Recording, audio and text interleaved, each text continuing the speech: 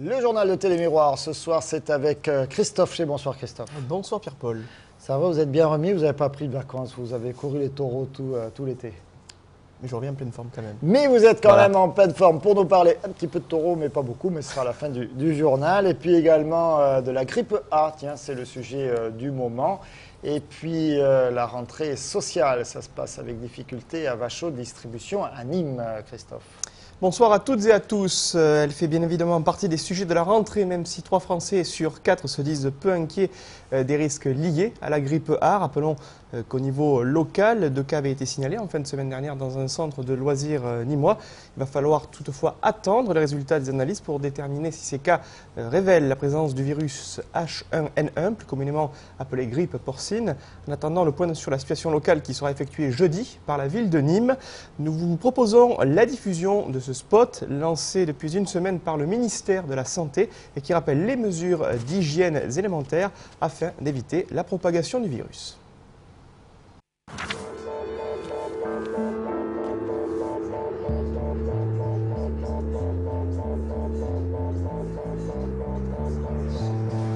Un simple éternuement, c'est plusieurs milliers de microbes dispersés dans l'air.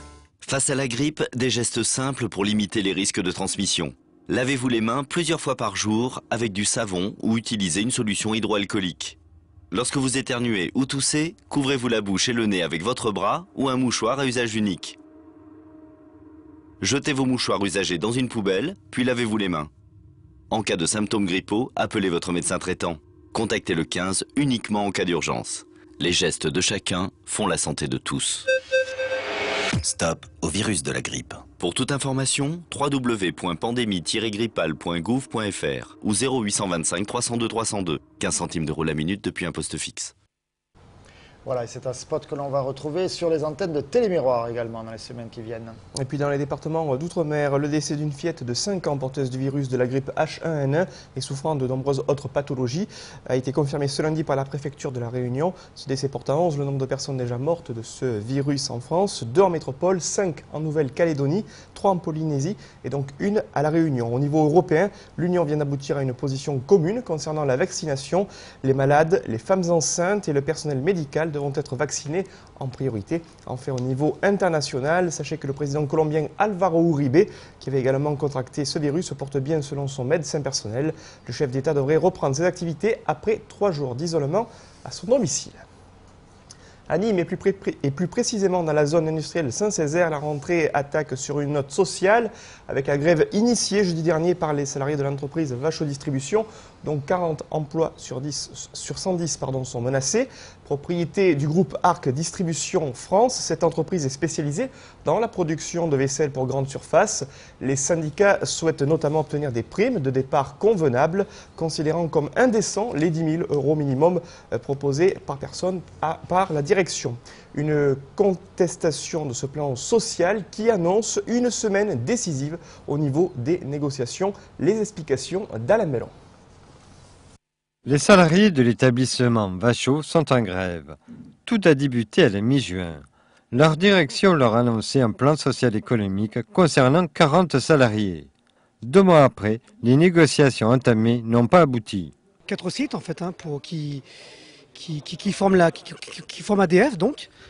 Et puis donc nous c'est vrai que bon étant ici à Vachot et vu les prévisions et le projet qu'ils ont ici sur le site, il y a beaucoup de gens impactés et puis bon encore une fois en termes de supralégal, donc l'enveloppe qui devrait donc venir dédommager les personnes pour partir, c'est quelque chose d'inconcevable quoi, et pour un groupe tel que Arc International.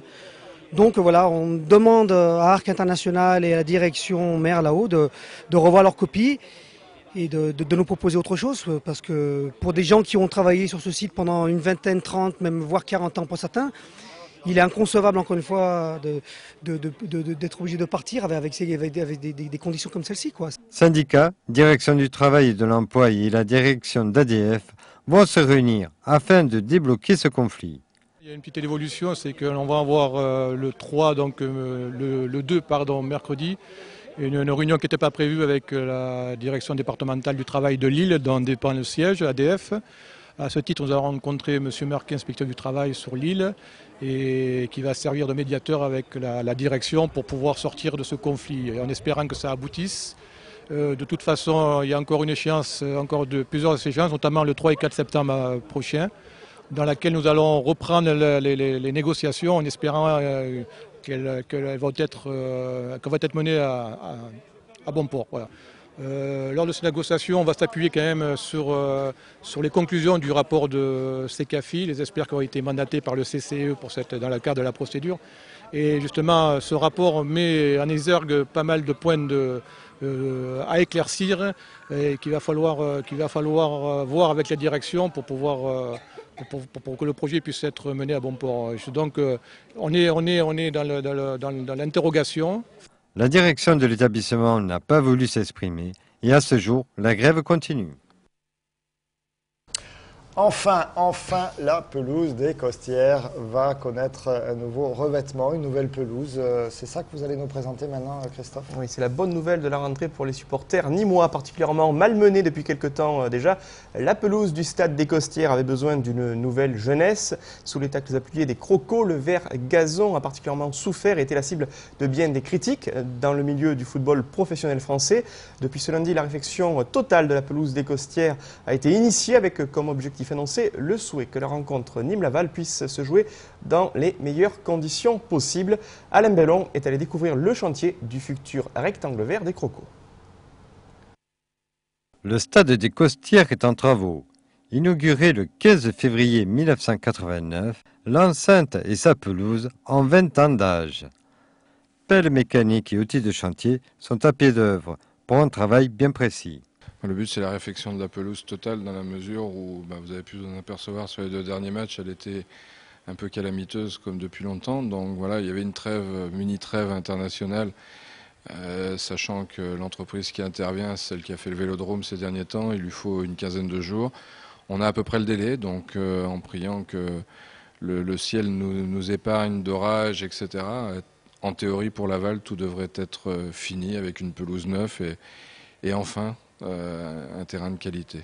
C'est l'opportunité qui a fait que ça se passe maintenant, dans la mesure où il y avait cette mini-trêve, que la société sortant du stade Vélodrome avait la disponibilité et que la collectivité a bien voulu nous aider avec le club et le président, refaire immédiatement parce que effectivement, pour arriver à pratiquer un football de qualité, ça devenait de plus en plus compliqué. Un processus a été lancé pour cette réalisation. La réhabilitation du gazon, donc on va scalper le vieux gazon et en parallèle faire les travaux de drainage et refaire l'arrosage. Est-ce que vous allez utiliser une pelouse particulière? Oui, une pelouse, je pense qu'ils ont dû établir pour le marché un gazon type et après ce sera des rouleaux de gazon. Voilà. Le problème, c'est le temps. Alors, c'est un pari en 15 jours? Un pari, oui et non. Enfin, en urgence, on arrive à le faire. On va faire des heures et on va bosser. Voilà. Rendez-vous avec la nouvelle pelouse le 18 septembre avec la rencontre Nîmes Olympique Stade Lavallois, comptant pour la 7e journée du championnat de la Ligue 2.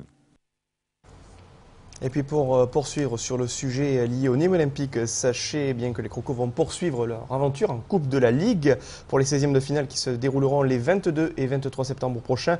Le Nîmes Olympique se déplacera au Mans, le MUC 72, pensionnaire de Ligue 1. Encore une fois, les hommes de Jean-Michel Cavalli devront évoluer loin des Costières sur la pelouse, cette fois donc du stade Léon Bollé. Des animations en tout genre, la venue d'une carrette ramade dans les rues de Nîmes, histoire de renouer avec les traditions des villages de Provence et un hommage à Mireille. Voici quelques-uns des piliers de la programmation festive de la prochaine Feria de Nîmes. Concerts, expositions culturelles et spectacles de flamenco inédits seront proposés au grand public pendant toute la durée des vendanges, la dernière grande feria du calendrier français. Tous les détails avec Olivier Michel sur ces images signées Nicolas Pinchino. Les ferias ne sont pas que corrida. Si la tradition taurine espagnole attire nombre d'aficionados dans les arènes, la feria se vit également en dehors de celle-ci. Et pour les vendanges 2009, les traditions locales auront la part belle, avec par exemple la carrette ramade de Boulbon. C'est vraiment une tradition d'une dizaine ou douzaine de villages de Provence. Il y a Boulbon, Barbantane, enfin.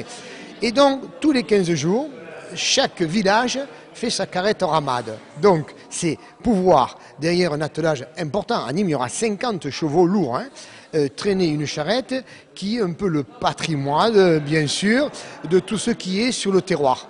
Dans le cadre de son 150e anniversaire, hommage sera également rendu à Mireille, l'œuvre de Mistral, avec le défilé de 150 d'entre elles et un spectacle folklorique sur la scène de la Maison Carrée. Nous aurons également la présentation de l'édition originale de Mireille que nous avons achetée, car Mireille a été lue à Nîmes pour la première fois par Frédéric Mistral, à la mairie même où nous nous trouvons en ce moment, il y a 150 ans. Et il y aura une exposition importante à Carré d'Art sur le sujet. Le capoulier du Philibrige, qui est le descendant de Mistral, viendra prononcer une conférence le 8 septembre, qui est le jour anniversaire d'ailleurs de la naissance de Frédéric Mistral, et ensuite le vernissage de cette exposition qui durera jusqu'au Journée du patrimoine. Côté exposition, le musée des cultures taurines vous révélera les secrets de conception de l'habit de lumière et le musée du Vieux Nîmes, ceux d'un certain jean. Hommage sera également rendu à Michel Gilles, peintre de l'affiche 2009.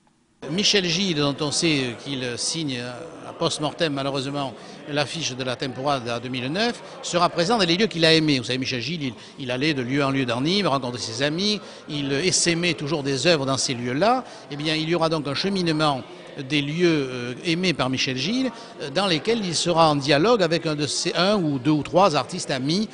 Ainsi, on aura par exemple au Royal Denis XXII, à l'Impérator José Pires et Michel Tambourot, voilà à peu près que quelques exemples. Il y aura 7 ou 8 lieux qui seront en l'honneur de Michel Gilles. Le soir venu, la guinguette, la scène de la Placette et de la Maison Carrée vous inviteront à danser avec, sur cette dernière, Jazzing Flamenco de la compagnie Nararo, Mélino ou encore Coq Robin. Voilà un petit peu tout ce que l'on peut dire de cette feria des vendanges qui sera particulièrement culturelle. L'autre aspect culturel étant bien sûr la découverte des crues des costières, puisque ce n'est pas des vendanges pour rien. On va rester dans une dimension culturelle avec un week-end taurin chargé, Christophe. En effet, Bayonne, Arles et Nîmes vont centrer toutes les attentions des prochains week-ends avec la tenue des fériades de l'Atlantique, du riz, mais aussi celle des vendanges. Mais avant cela, les écoles taurines poursuivent leur travail de promotion de la tauromachie dans les villages gardois. C'était le cas ce week-end avec la tenue de la Novia de San Picador de Saint-Laurent-des-Gouzes, mais aussi le retour du trophée Nimenio 2 dans les toutes nouvelles arènes de Bellegarde. Une édition 2009 qui compte 2 vainqueurs ex aequo. Je vous propose de les découvrir dans ce sujet. À quelques heures de la rentrée, le soleil d'été ne s'apprête pas encore à se dissimuler derrière les nuages qui annoncent la fin des vacances. Seulement 5 jours après la fin de la fête votive, Saint-Laurent-des-Gouzes célébrait sa traditionnelle Novia de San Picador, initiée par le comité des fêtes locales, en partenariat avec l'école taurine de Béziers.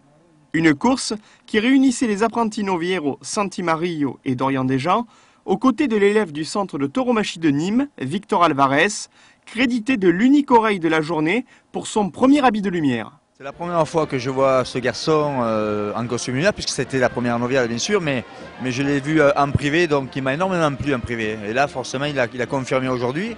Je pense que le trophée qui était descendu aujourd'hui, il n'y a aucun problème, il va tout droit à lui, parce qu'il a démontré beaucoup d'envie. Parrain de cette journée taurine, également marquée par l'Anciero des Herales de Sol, dans les rues du village, Denis Lauré était également présent le lendemain pour un autre classique dans le calendrier estival des Novias de San Picador. Après 3 années de chantier, les nouvelles arènes de Bellegarde ont accueilli ce dimanche la première Novia de San Picador de leur histoire, avec la tenue de la 16e édition du trophée Nimenio 2. Les gens étaient contents, les arènes étaient bien remplies, nous avons de belles prestations.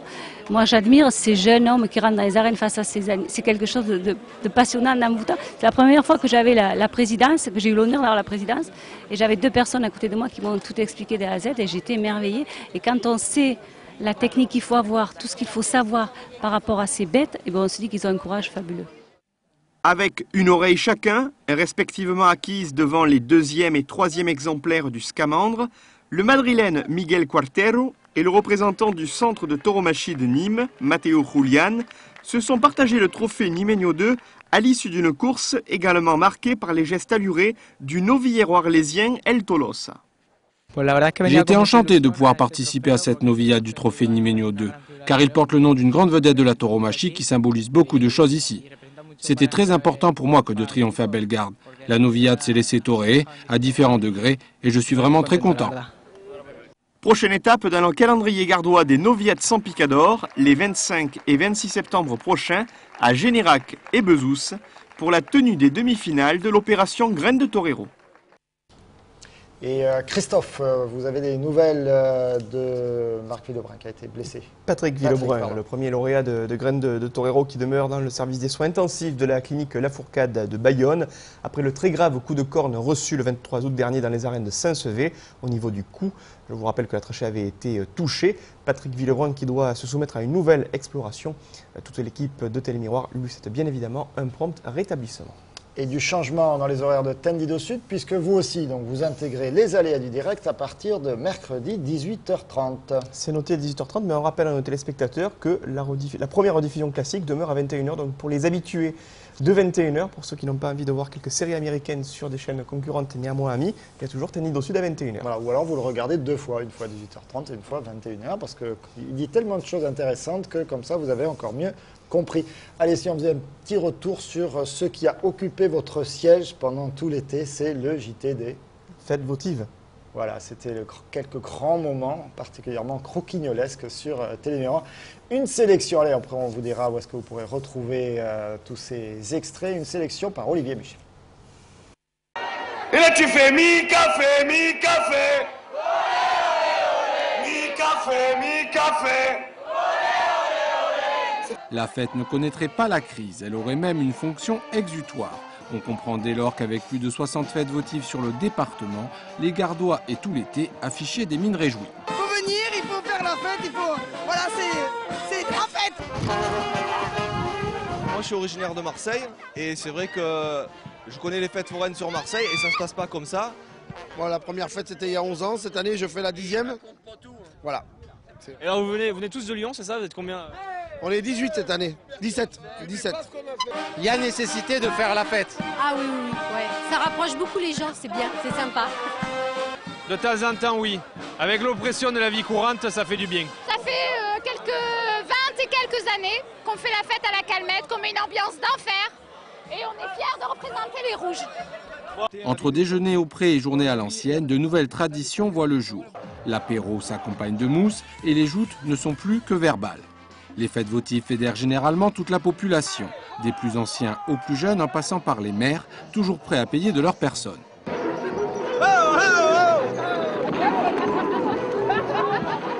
Il y a des fonctions qui sont dures à remplir, non? Celle-ci encore plus précisément, oui. Donc ça commence par les obades avec de plus en plus d'adhésion à la population. Et on est sur le parcours là. On est sur le parcours, donc j'aime énormément les taureaux.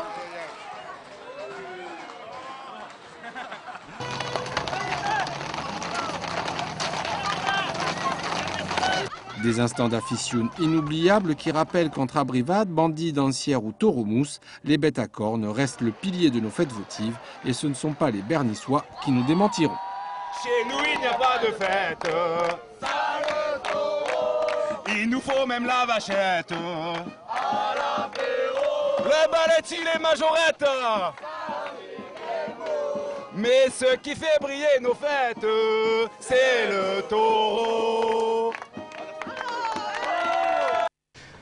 C'est le taureau qui fait briller nos fêtes, vous avez compris. Alors c'est à revivre sur télémiroir.com. Ça a déjà été beaucoup visionné tout au long de l'été, mais on a un petit peu de retard dans les mises en ligne, donc on va rattraper tout ça. C'est bien hein, le JT des fêtes votives. Avec des apéros empreints de modération. Empreints de beaucoup de modération. Et puis donc il y a une dernière à fabriquer, là c'est Monduel. Voilà, on est allé filmer Monduel, où il se passe des choses terribles à Monduel.